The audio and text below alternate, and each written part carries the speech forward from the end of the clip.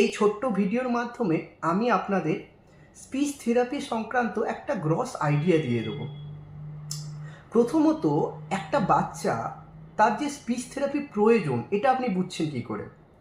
একটা বাচ্চার ডেভেলপমেন্টের কতগুলো স্কেল হয়। গ্রস মোটর, যেটাকে বলা হয় বাচ্চা চলাফেরা কেমন করছে, চলছে কীরকম, দৌড়াচ্ছে কীরকম, তার বয়স অনুপাতে। একটা বাচ্চার যদি সমস্যা হয় সেটা আমরা বুঝছি কী দেখে? না, তার বয়স অনুপাতে তার ডেভেলপমেন্টটা হচ্ছে না, সেটা দেখেই আপনি বাবা মা অ্যাওয়ার হচ্ছেন, ডক্টরের কাছে যাচ্ছেন, চাইল্ড স্পেশালিস্টের কাছে যাচ্ছেন, সেখান থেকে স্পিচ থেরাপিস্টের কাছে রেফার হচ্ছেন। আমরা যারা স্পিচ থেরাপিস্ট ডায়াগনোসিস করে থাকি, এটা কিন্তু আমার তৈরি কিছু নয়, এটা প্রতিভা কারান্ত ম্যাম, যেটা কম ডিল বলা হয়, সেটার মাধ্যমেই কিন্তু আমরা বাচ্চার ডায়াগনোসিসটা সেরে থাকি এবং সেই ডায়াগনোসিসের উপর নির্ভর করে তার স্পিচ থেরাপি। ধরুন সেরিব্রাল পলসি বাচ্চা, ঠিক আছে, তার পাটা ঠিক নেই, পা জড়িয়ে যাচ্ছে, মুখ থেকে লালা পড়ছে, অর্থাৎ গ্রস মোটরে চলাফেরাতে তার এফেক্ট করেছে, অর্থাৎ তার বয়স অনুপাতে তার চলন ঠিক নেই, সেখান থেকে আপনি বুঝতে পারলেন তার কোনো একটা সমস্যা আছে। সেরকম আরেকটা অ্যাসপেক্ট হচ্ছে ফাইন মোটর, অর্থাৎ সূক্ষ্ম জিনিস তুলতে পারে কিনা, মুচড়াতে পারছে কিনা, পেনটা ধরতে পারে কিনা, তাহলে সেটা যদি ঠিক থাকে তাহলে ঠিক আছে। বয়স অনুপাতে আপনি ভাববেন যে ওর বয়সের অন্য বাচ্চারা যা যা করছে সেটাও পারছে কিনা। আর একটা অ্যাসপেক্ট হচ্ছে বুদ্ধি বা কগনিশন, এটা খুবই গুরুত্বপূর্ণ। অনেক সময় কি হয়, স্পিচ থেরাপিস্ট বা স্পেশাল এডুকেটররা বাচ্চার এই কগনিশন এটাকে অবলম্বন করে ওরা কি করে, বাচ্চার ডেভেলপমেন্ট দেখিয়ে দেয়। ধরুন একটা বক্স আছে, যে বক্সটা প্রতিদিন ওই ছেলেটা এসে সিটিংয়ে ওইটা ভরছে, বক্সে অনেকগুলো পশু পাখির ছবি আছে, ও কিন্তু বুদ্ধি দিয়েই ওটা কাজ করছে, ও কিন্তু পশু পাখি না জেনেই ওটা কাজ করছে। অথচ যখন দেখাচ্ছে দেখুন ডেভেলপমেন্টের উন্নতিটা দেখুন, তখন আপনি দেখছেন বা আপনার বাচ্চা তো খুব সুন্দর করে দিচ্ছে, কিন্তু এইটা একটা মিস ইন্টারপ্রেট হচ্ছে। এটা হচ্ছে বাচ্চার কগনিশনের জোরে ও কিন্তু পারছে। আরেকটি হলো সোশ্যালাইজেশন, যেটা কিনা অটিস্টিক বা এডিএইচডি বাচ্চার কম থাকে। এই সোশ্যালাইজেশন বা মেশার ক্ষমতা কম হওয়ার জন্যই কিন্তু ও বোঝে কম, অর্থাৎ রিসেপটিভ ল্যাঙ্গুয়েজ ওর কম। আর রিসেপটিভ ল্যাঙ্গুয়েজ কম হওয়ার জন্যই কিন্তু ওর এক্সপ্রেসিভ ল্যাঙ্গুয়েজটাও কম। তো দেখতে হবে যে ওই বয়সের বাচ্চা কতজনের সাথে মেশে, বা মেশা আবার এরকম নয় যে একটা বাচ্চা মাঠে গেল, বলটা ধরলো, ছুঁড়ে দিল, তা নয়।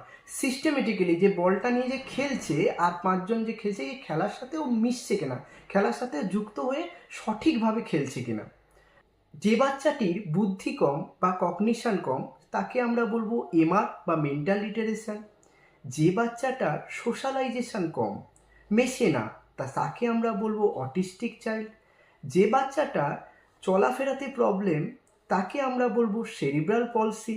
যে বাচ্চাটা মেসে তো নয়, প্লাস হাইপার অ্যাক্টিভ প্রচণ্ড, তাকে আমরা বলবো এডিএইচডি। আরও বিভিন্ন সিনড্রোমস আছে। এলডি চাইল্ড আমরা দেখেছি তারে জামিন পার সিনেমাতে, যার মূলত অ্যাকাডেমিক সেকশনটা সমস্যা। এছাড়াও আছে ইনঅ্যাডিকুয়েট ল্যাঙ্গুয়েজ এক্সপোজার, যার বাচ্চার তেমন কোনো সমস্যা নেই, কিন্তু বাড়িতে ল্যাঙ্গুয়েজ এক্সপোজারই নেই। আগে ছোটোবেলায় যখন একান্নবর্তী পরিবার ছিল, একটা বাচ্চা অনেকের সংস্পর্শে থাকতো, আজকের দিনে সেটা সম্ভব হয় না। তাই ল্যাঙ্গুয়েজ এক্সপোজারের অভাবেও কিন্তু সমস্যা হচ্ছে, এটাকে বলা হয় ইনঅ্যাডিকুয়েট ল্যাঙ্গুয়েজ এক্সপোজার। এছাড়াও স্পিচ থেরাপিস্ট বিভিন্ন নিউরোজেনিক ডিসঅর্ডারের উপর কাজ করে থাকেন অ্যাডাল্ট, যেমন ধরুন পার্কিনসন ডিজিজ, বেলস পালসি, অ্যাফেজিয়া, ডিজার্থিয়া, এগুলোর উপরে কিন্তু পরে স্ট্রোকের পরে যে কথা বলা ফেরানো আর কি, সেগুলো বিভিন্ন মাসেল এক্সারসাইজ করে করা হয়। যাই হোক, এই কোর্সটা কিন্তু আমি আপনাদের পড়ানোর জন্য করিনি, আমি করেছি প্র্যাকটিক্যালি আপনি কিভাবে বাচ্চাটাকে ডেভেলপমেন্ট করবেন নিজে হাতে বাড়িতে বসে। আমার প্রত্যেকটা ভিডিওতে আমি আলাদা আলাদা করে ভিডিও পার্টিশন করেছি ডিসঅর্ডার অনুসারে, কমিউনিকেটিভ ডিজিজ অনুসারে। তো সেই অনুপাতে আপনি ভিডিওগুলো চয়েস করে দেখবেন যে কিভাবে আপনি বাড়িতে সারাদিনের কাজটা করবেন। এছাড়াও ডাউন্স আছে, এসএলআই আছে, আরও অন্যান্য অনেক ধরনের আছে। এগুলো টোটালটাই হচ্ছে চাইল্ড ডেভেলপমেন্ট এবং কমিউনিকেটিভ ডিসঅর্ডার। এছাড়াও যেরকম ধরুন আর্টিকুলেশন আছে, স কে ত বলা, ল কে র বলা, স্টাটারিং আছে, যেটাকে তোতলানো যেটাকে বলা হয়, এইগুলো কিন্তু একটু বয়সে আরেকটু বয়সে এটা ডেভেলপ করে। অনেক সময় কি হয়, আর্টিকুলেশন যখন একটা বাচ্চার আছে, তার বাবা মা অত্যন্ত অ্যাওয়ার হয়ে যায়, বারবার বলছে এটা ঠিক কর ওটা ঠিক কর, কথার মাঝখানে কথা বলতে বলতে বলছে, তখন কি হয় বাচ্চা সেটাকে অমিট করা শুরু করে। সেখান থেকেই কিন্তু ডেভেলপমেন্ট হয় স্টাটারিংয়ের বা তোতলানোর, যে বাচ্চা ওই কথাটা বলতে গেলে ও মনে মনে ভাবছে যে আমার যেন ভুল হবে ভুল হবে, ওই করেই কিন্তু ওর তোতলামোটা আরও বেড়ে যায়।